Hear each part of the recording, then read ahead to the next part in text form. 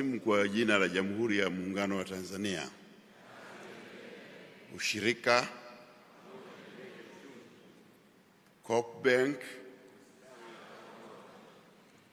Mheshimiwa Rais, namshukuru Waziri wa Kilimo kwa kunipa dakika chache ili niweze kuwasalimia na kutoa salamu za chama unachokiongoza kwa washirika. Labda niseme tu kwamba ushirika katika Tanzania ni sera ya msingi ya Chama cha Mapinduzi. Ni sera ya msingi ya Chama cha Mapinduzi iliyorithiwa na Chama cha Mapinduzi kutoka vyama vya ukombozi TANU na Afro Shirazi Party.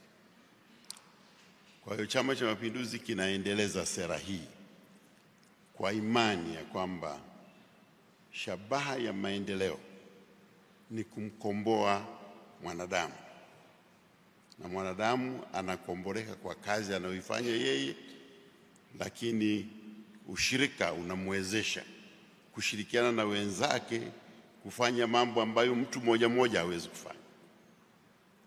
Mtu mmoja anaweza kulima na jembe la mkono, lakini mtu mmoja hawezi kuagiza mbolea.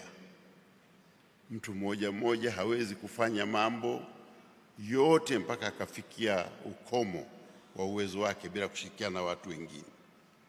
Kwa hiyo Chama cha Mapinduzi kinaamini katika ukombozi wa kiuchumi ambao utawafanya watu wote waweze kupata maisha bora zaidi, na hakuna namna nyingine isipokuwa kwa watu hawa kushirikiana, na wakishirikiana wanahitaji kupata uwezo ambao unawawezesha kwa pamoja kupiga hatua ya maendeleo.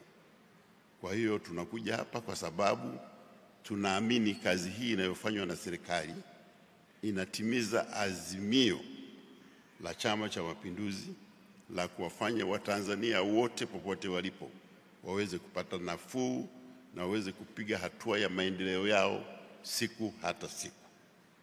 Kazi kubwa ya chama chetu na ajenda yake ambayo haina kikomo ni kuboresha maisha ya watu ili ya leo yawe maisha bora zaidi kuliko jana, na ya leo ya kesho yawe mazuri zaidi kuliko ya leo.